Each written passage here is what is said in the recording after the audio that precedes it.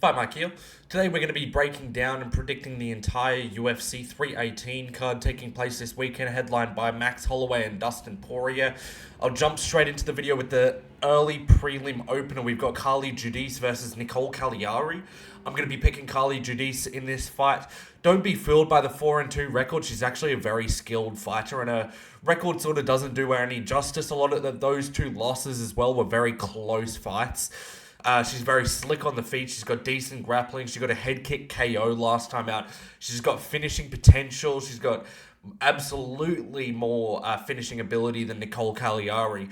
And the thing is with Nicole Cagliari is that she's decent. She mixes up the takedowns, mixes up the punches with the kicks. She's good at winning rounds as well, especially with those takedowns late in the round. But she just doesn't really do too much damage with her opponents. Her head movement is non-existent, so I believe that Carly Judice will have like a field day with being able to get straight shots off on her. She's susceptible to kicks as well, especially kicks to the body. She does keep herself very open to that and very square. Her movement isn't that great either. Her footwork's a little bit slower than Carly Judice. And the thing is that Carly Judice uses her range well. She uses her jab. She uses a good cheat teep. She's good at kicks, good at head kicks and low kicks especially. And I think that Carly Judice will be able to outpoint Nicole Cagliari in this fight, winning a 30-27 decision. I can see in a world where Nicole Cagliari is able to rob Carly Judice in a 29-28 decision where she wins it due to like getting a takedown at the end of two of the rounds. But I think that it'll be pretty clear that Carly Judice will be the winner. She's so much cleaner on the feet and she does move her head, so that's at least an advantage over Cagliari. Moving on to the next fight though, we've got Bruno Ferreira versus Jackson McVeigh. This is Jackson McVeigh's debut in the UFC. Very tough debut. I don't know why they're not giving him someone a little bit easier, but Bruno's good. He's got very good grappling. He's dangerous on the feet. He's a big and strong guy.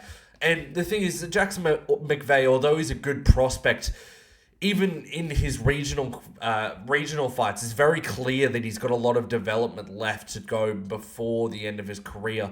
Just because he's a little bit like hesitant on the feet. He shoots some bad takedowns sometimes as well. He doesn't seem to be all that dangerous either on the feet. He's very good on the ground. He's very slick with his front chokes and front submissions. But Bruno Ferreira is not the type of guy that you can figure out your striking on and try and like test your new things that you've had in your training camp. McVeigh's only had about 6 fights in total, and I think that Bruno Ferreira's probably had close to that just in the UFC alone.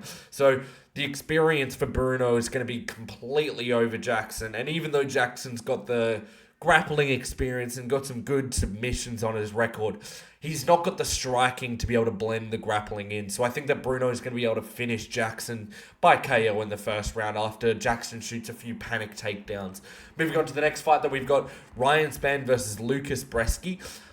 I'm taking Ryan Spann on this one. I know it's a bad look to pick Ryan Spann in the big 2025, but he does seem to get worse with his decision-making, fight in and fight out, but he's got some of the best natural ability in the UFC. He's going to be the much faster, stronger, and more powerful striker. And since coming into the UFC, Bresky has never been a finisher. He's very slow on the feet. He's not very powerful, not very dangerous. And I do question his durability after being finished by Waldo Cortez Acosta, Kennedy Nzechukwu, Mick Parkin, who I don't think is a big finisher. And even though Waldo finished Spann had a couple of moments in that fight. He threw a couple of strikes that seemed to hurt Waldo. And I think if you're going to beat Ryan Spann, you have to have some danger on the feet or on the ground. And that's just not what Lucas Bresky does. He's not a dangerous guy at all. So I'm going to be taking Ryan Spann by second round KO.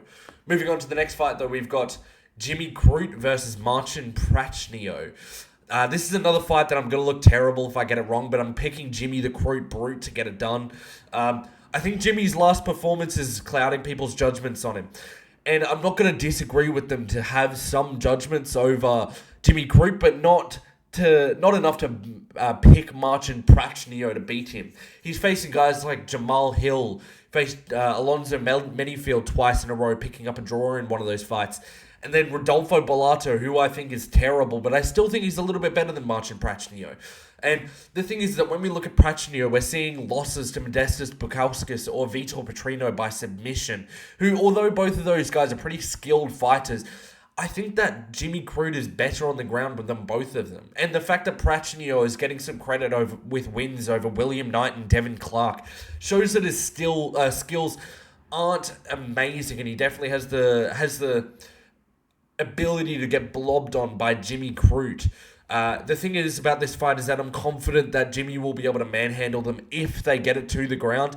And although Jimmy's striking is very sus, I can't say that Prachnio, who's never been like a guy who will school someone, will school Jimmy Crute. And if we see guys like Modestas Bukauskas get Marcin Prachnio to the ground, I think that Jimmy Crute has better takedowns, and he's a bit stronger than Modestas, especially on the ground. He's a very strong guy. So I think he's going to get him down in one of the first or second rounds and score like a Kimura submission on Marcin Prachnio. I think he's going to be able to outstrength Prachnio on the ground. Moving on to the next fight, though, we've got Adam Fogett versus Islam Dulatov. I'll be picking Islam Dulatov to win this fight. I'm not like people who are saying Dulatov is the truth and he's going to finish everyone in the first round up until JDM or whoever else they want to say in the top 15 of the division. But I've never seen him finish anyone who's anywhere close to the UFC level. All of his regional opponents are like actually really bad. He hasn't fought any really good opponents. But I still think you'll get it over Adam Fogett. Now, I think Adam Fogett's actually pretty good. He's tough as nails. He's powerful on the feet. He's got decent takedown defense. But the thing is that he never moves his head and he's super hittable. So is Dulatov, but Dulatov's at least a little bit faster, so he's got at least that going for him. But at this point in Fogett's career, I actually see him getting finished in the first round. He's known as being a little bit of a cockroach at times, and people will throw the kitchen sink on him and he will just keep going. And he is very hard to put away. But he's taken a lot of damage throughout his career. He's not been active at all. I could see him being pretty jittery out there. And I think that Dulatov is going to go out there and swarm him, KOing Fogett against the cage with some hooks. Moving on to the next fight, though, we've got Ateba Gautier versus Robert Valentin. I'm going to be picking not Robert Valentin. I'm going to be picking Ateba Gautier in this one. Sorry, I've got a bung nose as usual. If you've been watching the channel, you see this is a repeated thing upon every single video, but okay, so sorry about that. But Gautier is definitely one of the best prospects in the UFC. Super young, he's very athletic, he's built like a tank, he's got a lot of power. He's been getting better fight to fight. And although I think that this is going to be a lot tougher of a fight than Jose Medina because Valentin actually punches back, I just don't think Valentin has the X factor to win this fight. He's a decent striker. He's not amazingly powerful. All right grappler, but he never really uses it that effectively. I can just see him. I just can't see him where he wins this fight without outlasting Gautier. That's the only way of winning I can see him getting. And the thing is that Gautier has been shown to have some bad cardio, but I think he's going to make some improvements on that. And fight to fight, we've seen massive improvements. So I think that cardio is one of those things that he will improve on. Valentin will probably look all right early in the fight, maybe land some pitter-patter shots, and then at some point, I think Gautier in the first round, maybe early second round, is going to catch him with an overhand right and finish him with some ground and pound because Robert Valentin holds his chin super high. So a guy that, like Gautier, leans down, swings through with hooks, sort of like Joaquin Buckley, I think he's going to be able to finish Robert Valentin. Pardon me, but moving on to the next fight, we've got Francisco Prado versus Nikolai Veretennikov. This is a little bit of an easy one for me, even though Veretennikov has not won in the UFC. I'll be picking him to beat Francisco Prado in this fight. I don't say it's an easy one because Francisco Prado is a bad fighter. It's because he's literally like a massively overblown featherweight fighting at welterweight. He should never be at 170. He's not a very physical guy. He's not very powerful. He's not super active on the feet either. Doesn't mix in the wrestling.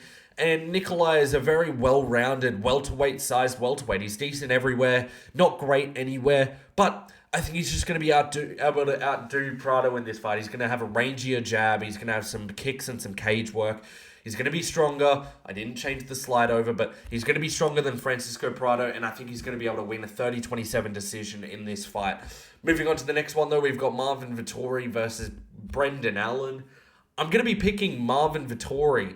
I know I'm taking a limb to pick this fight, but the thing is that I find it hard to pick Brendan Allen against fighters that don't do a lot. So when I say that, I mean fighters that aren't like Brendan Allen, that just like throws away positions or like goes for overzealous sort of moves on people. And Vettori never does that. Vettori's going to stay within himself. He's going to throw that, like the jab and the 2 out. He's going to throw a couple of leg kicks. He's going to try and defend some takedowns.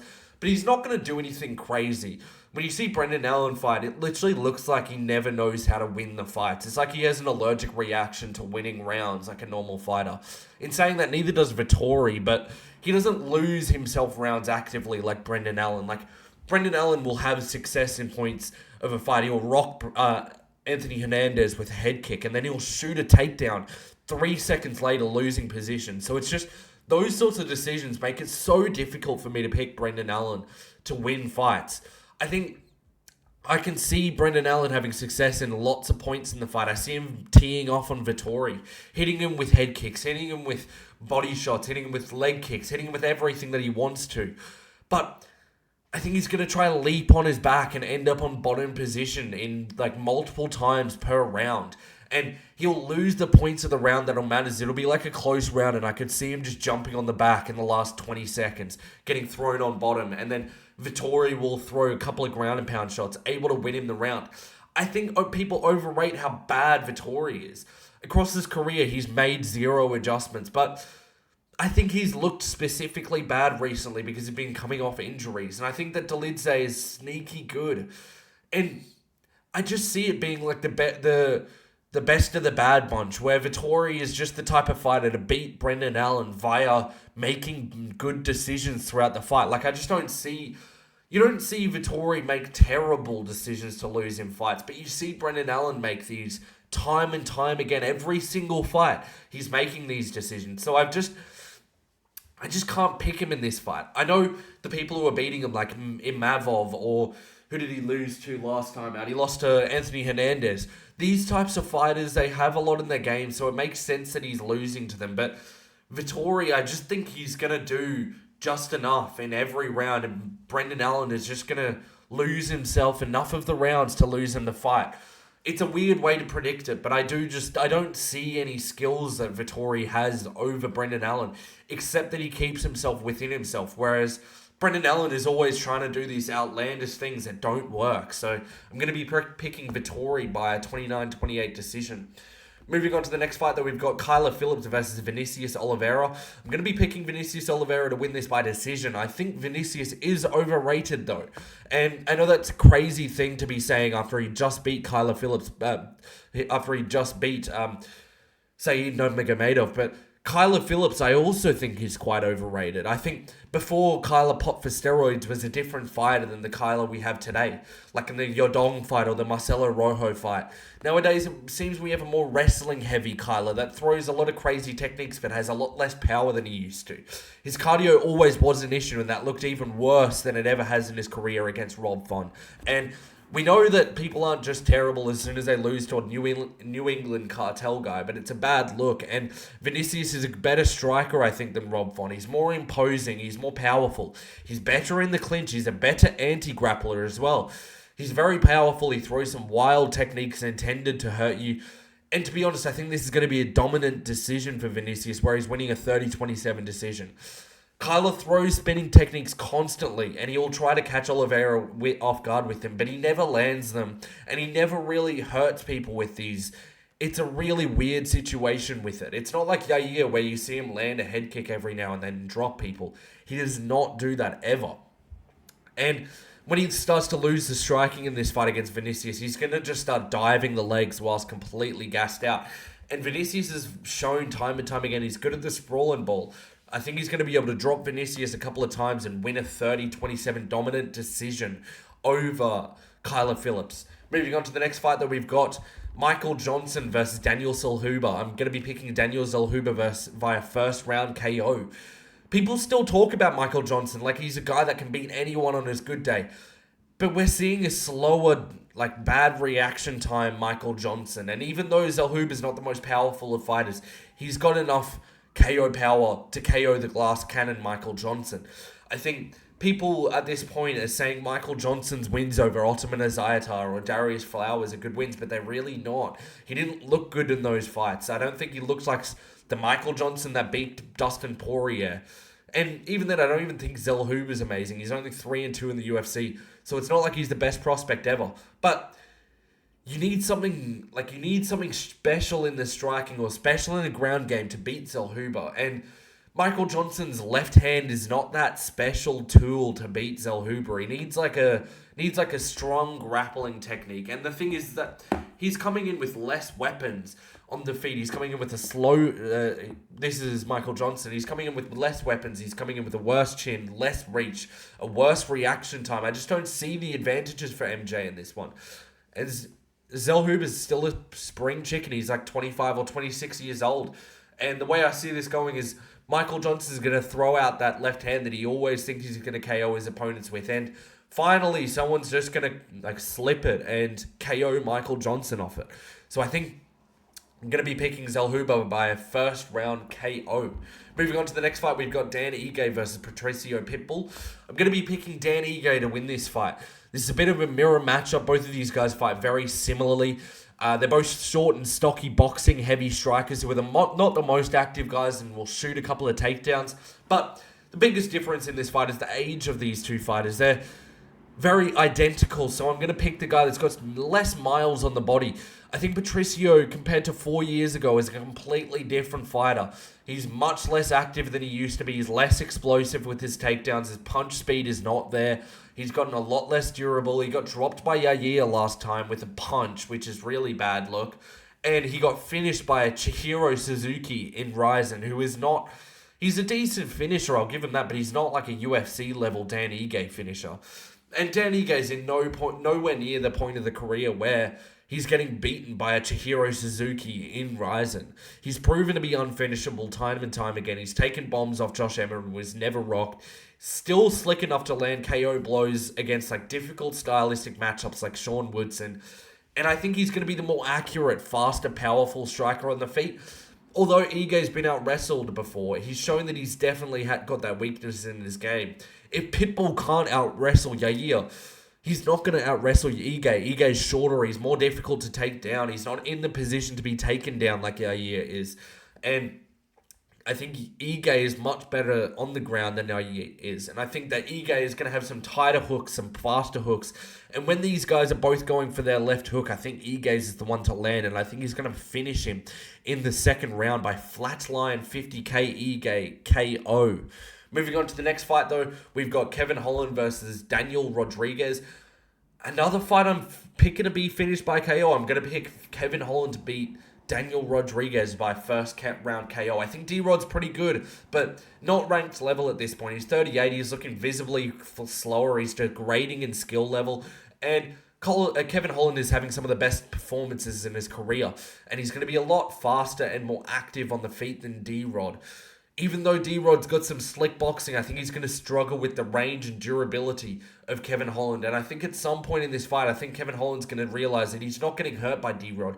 And he's just going to start walking forward, walking him down. And I think he's going to knock him out with the same 1-2 offbeat timing combination that he knocked out Buckley with. I think there's a chance of a club and sub in this one as well. That will probably pay pretty well. But I think you'll get the finish. We've seen taller opponents have success against D-Rod, like Ian Gary getting a first-round KO against him.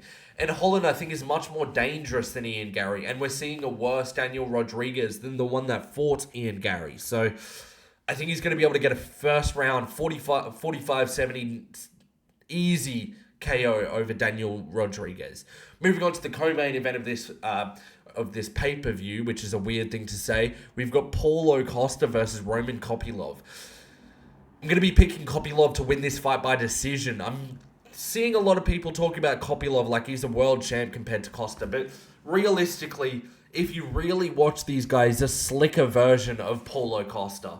I think it's going to be a close fight between the two. We're going to see a bit more of a vintage Costa. I don't think he's going to walk backwards as much as he did against Strickland, because Kopylov, he's good. He's got good defense, but he's definitely more hittable than Strickland.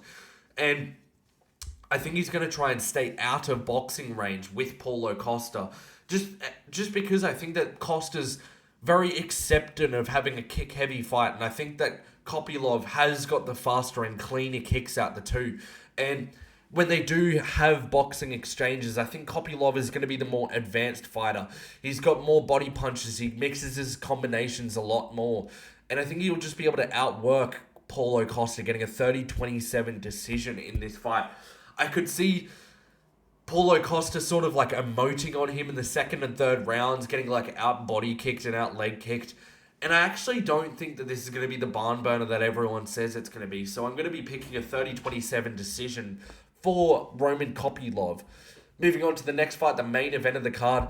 I have already done an in-depth breakdown on some specific techniques and some specific situations, and just the circumstances around the fight. I made a video on that yesterday, which is on the channel if you're interested. I have linked it in the description below. But I think that Max is going to win this one. Originally, when this fight was made, I thought Poirier would win, because stylistically, he used to have the style to beat Max. But since their last fight, Max has changed his game so much. Poirier, on the other hand, I don't think he has. He's gotten a little bit slower, and he's become a better counter-grappler, but he's sort of regressed in the striking aspect of the game.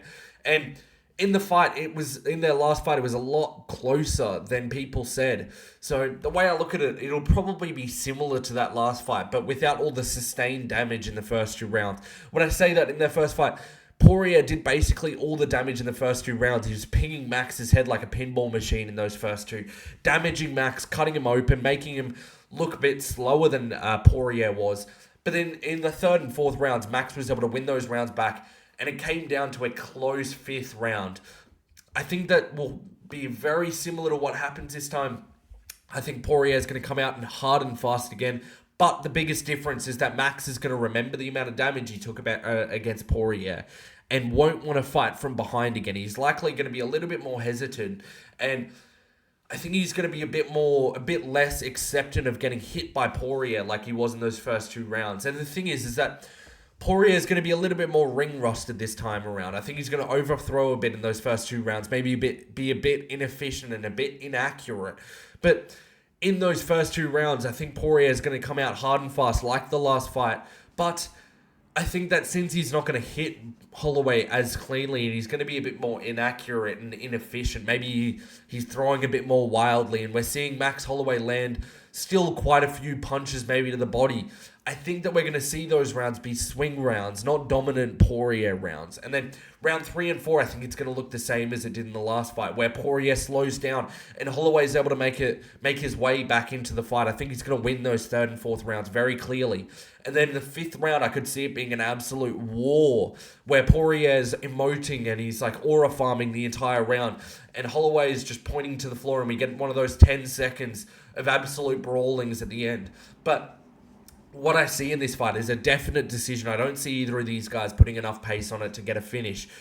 I just see it being rounds 1, 2, and 5 being very close rounds, where Max maybe wins clearly those third and fourth rounds, and Poirier doesn't win any of them clearly. And I think that Max will probably make those first two rounds close enough to where a couple of the judges will give him those rounds. Maybe one of the judges give Poirier the fight 48-47 off the first two rounds in the fifth, but it's going to be like a robbery sort of scorecard that we're looking at, where Max wins on one scorecard 49-46 or 50-45. Like, I think it's going to be a Yan versus Figueiredo decision where it's very, very close, even though the scorecards may not suggest it. I think that Max is just going to be out voluming Poirier, and even if he loses the first round or two, it's going to be with the investment of body shots, kicks to the legs, stomps. I think he's just going to be able to win this by a decision, outpointing Poirier. Let me know what you think of my predictions in the comment section below. If you enjoyed the video, please like and subscribe. And as always, if you enjoyed it, I'll catch you next time. Peace.